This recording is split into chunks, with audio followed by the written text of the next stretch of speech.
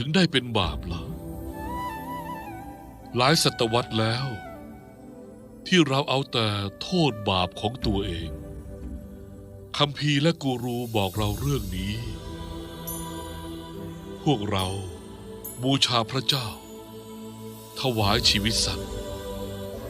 แต่ข้าว่าหยุดเสียเถอะ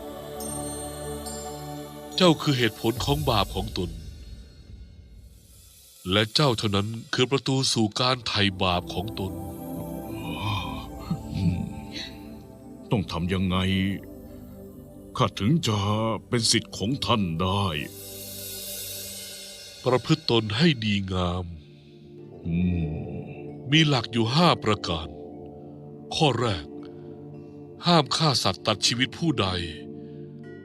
เพราะมันก็กลัวความตายเหมือนกับเจ้า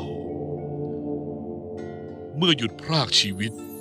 เจ้าจะพบความเจริญและการยอมรับในตัวเองของเจ้าเองข้อ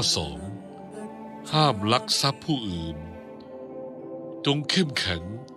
มากกว่าที่จะอ่อนแอข้อ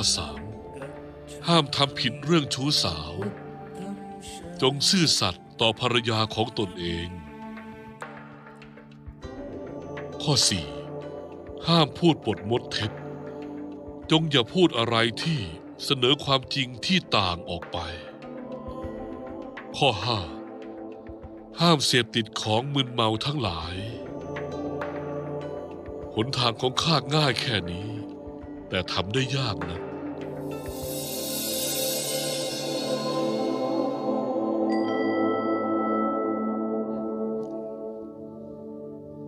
ทุกสิ่งที่ท่านพูด